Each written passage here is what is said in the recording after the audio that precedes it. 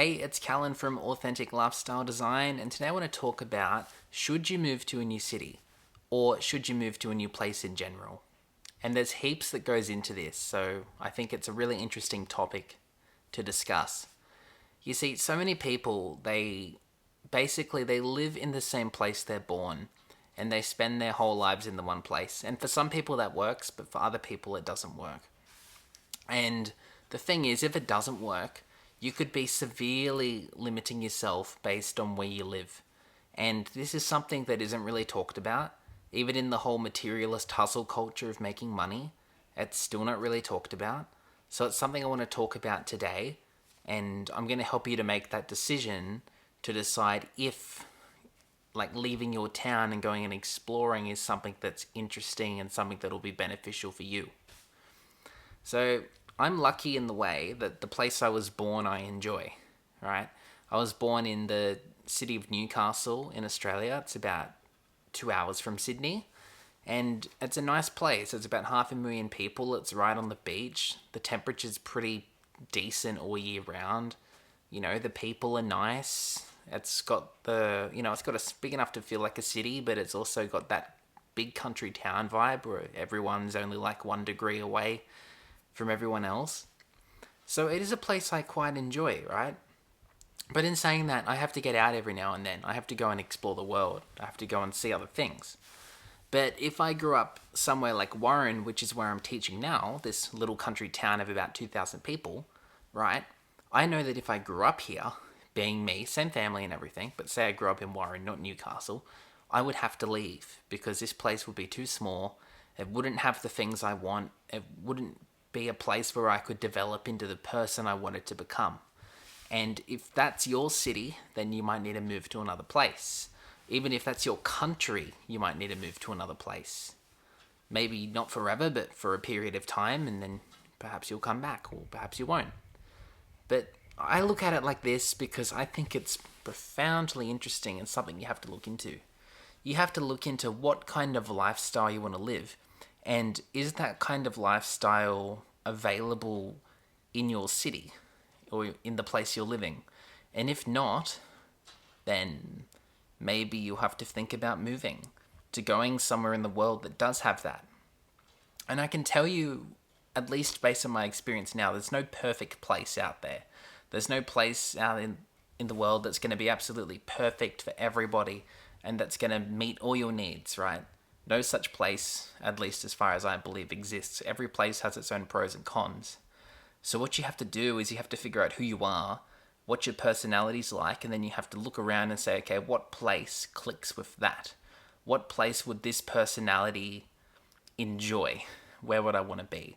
For example, if you grew up somewhere cold, say you grew up in Canada, and you wanted to be somewhere more tropical, right?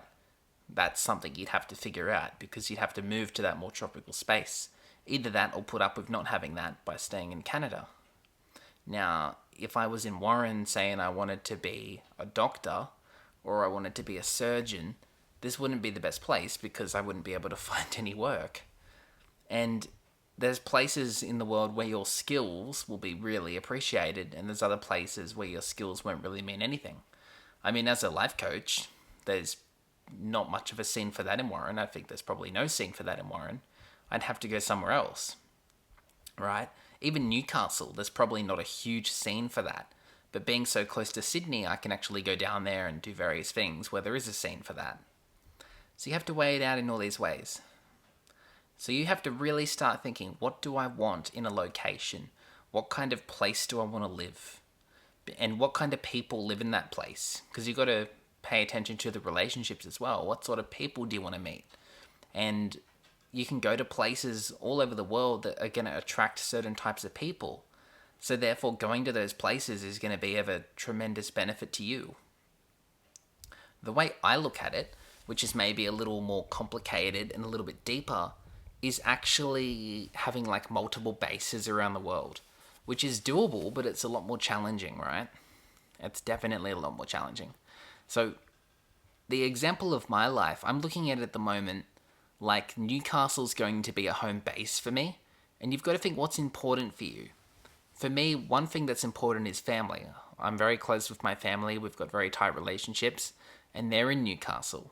So therefore, I like, or at least in the future, I'll at least want to spend a decent chunk of time every year around my family. I also have a great group of friends. It's also a nice place to live. There's a pretty cool scene there for most things. It's big enough to have a scene for most things. And it's a place I also want to contribute to. It's a place I want to help to build and develop, and I want to leave my mark on the place, I guess. But at the same time, I definitely have to get out every now and then. Now, in Australia, Sydney's only 2 hours on the train, so if I want to go down to Sydney for a weekend, that's very easy to do, which is pretty cool. And again, I think Sydney would be fun, but actually living there would be full on, right? Unless you lived out on the outskirts of Sydney, it'd be full on because it'd be so busy, which maybe I might not like all the time. I like little periods of that. So I can go down to Sydney and experience that busyness and then kind of retreat back to Newcastle where it's quieter. And that works well for me. But then there's times even, which I haven't been able to do lately, when I want to get out of Australia. I want to go and experience and explore a different culture. And what I would say eventually will probably happen is I'll set up a base or bases in different parts of the world. And I don't know where those are. That'll depend on my traveling and everything. I think one potential place could be Thailand. I really like Thailand. Great country, for just one example, the dating scene. The dating scene in Australia it's not bad, but it's not great. It's just kind of what it is, right? The dating scene in Thailand is absolutely phenomenal. It's really easy. The culture makes it really easy. The actual infrastructure makes it really easy. And yeah, the dating is just fun in Thailand.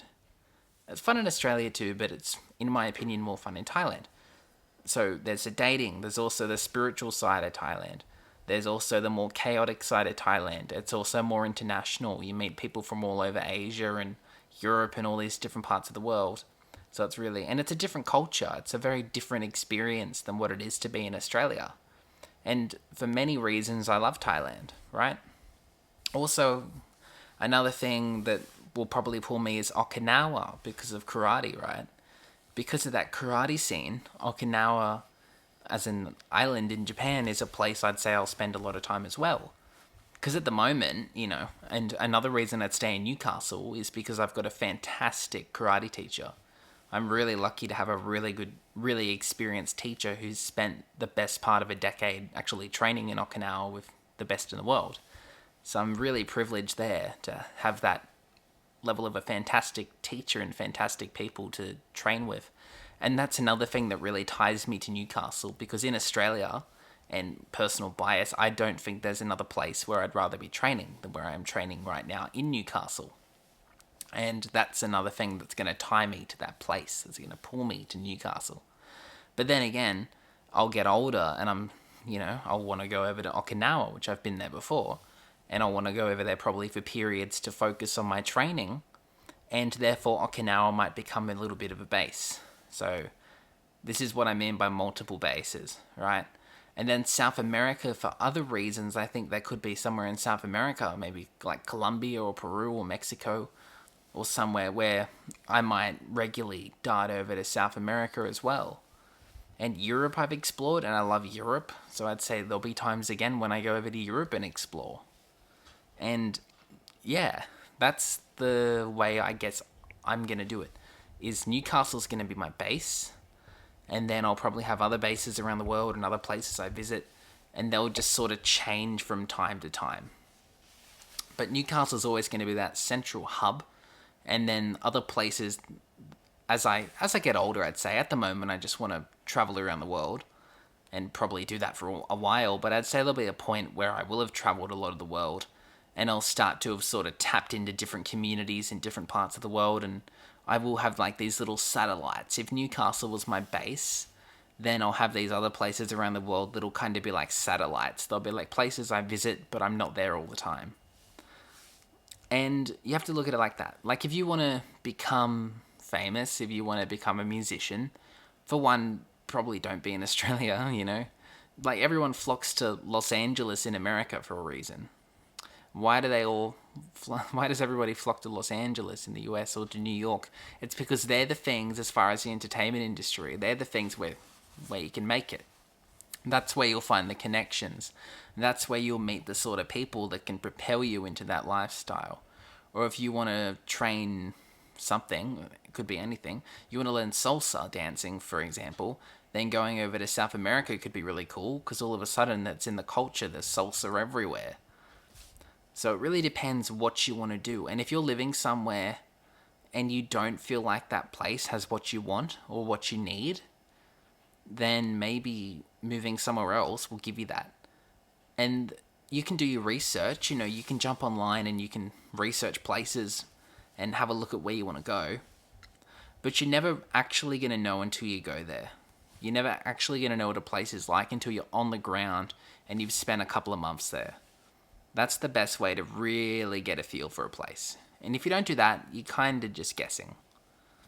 And you'll figure it out. You'll figure out what you like. You'll figure out what kind of culture you like. You'll figure out what kind of dating scene you like. You'll figure out what kind of food you like. You'll figure out what sort of extracurricular activities you like. Your career could take you somewhere, like you might be doing something where there's just way more options in another part of the world and you might want to go over there for a period of time. It depends too, how close are you with your family? How close are you with your friends? Is there anything actually tethering you to the place you are now?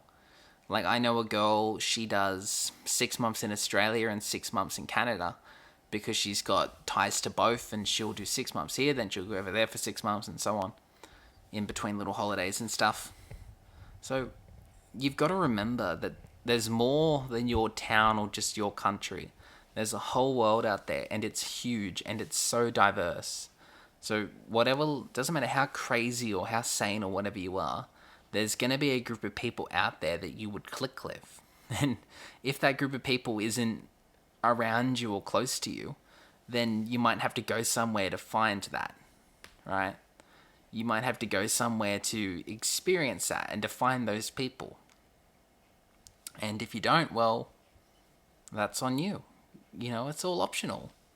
It depends, what do you want from your life? Because your surroundings, the place you live, are going to make a difference. Like if you want to party, for example, in Warren, where I am now, there's 3 pubs and none of them are really busy, right? If I wanted to party, there's basically no options. There's no party scene here really at all, right? And most of the young people, they go elsewhere. So this for me has been a year of pretty well solitude with the lockdowns and all the rest. It's been really good to open up in that way and to really get to know myself and really get to appreciate myself. But living somewhere like here, as far as a location, it doesn't offer me much. There's nothing really here that could keep me here, when in Newcastle there is. But if I grew up here and I was the same as what I am now, I could not live here. It couldn't be a home base because there's not enough going on here for me to want to be here. And I mean, there's stuff going on here, but it's not the kind of things that I'm particularly interested in. So I'd have to go somewhere that is, I like the beach, so living near the beach makes sense. It depends what kind of place you want to live in, what kind of environment do you want to be in, and what kind of people do you want to be around. Like, for example, if you wanted to join a hippie commune, those exist all over the world. You could go find one of those, go live there for 6 months and see if you like it, see if you enjoy some completely alternative lifestyle that's so different than what most people do. You might live in a city and hate it and want to live somewhere really quiet and private. So you might want to move out to the country. That's kind of trendy now in a lot of countries. I think in Japan it's pretty trendy, and some other places where people are moving out of Tokyo to more rural spaces because they're sick of that hustle and bustle. And they want to raise their kids somewhere that's more open, where there's more space. So it really depends on so many variables. It depends on what you want. So it's always that question, what do you want? And what do you want to do? All right? And when you can answer those questions, you start thinking, again, my 6 principles. You've got time, money, health, purpose, relationships, and your environment, right? Now, environment's this one. It's, okay, I kind of know who I am now, which if you're watching this channel and other videos and doing inner work, you'll start to figure that out. And then you'll start to go, okay, what do I want? where do I want to live? What kind of people do I want to be around? And you'll start answering those questions, and you answer those questions through experience.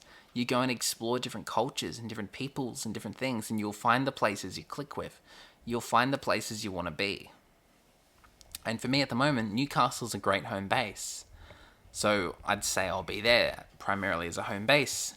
But then as the virus calms down and international travel opens up again over the next couple of years, I'd say it'll be something like I'll spend 6 to 8 months or so in Australia between Newcastle and Sydney, and I'll be spending periods of time abroad.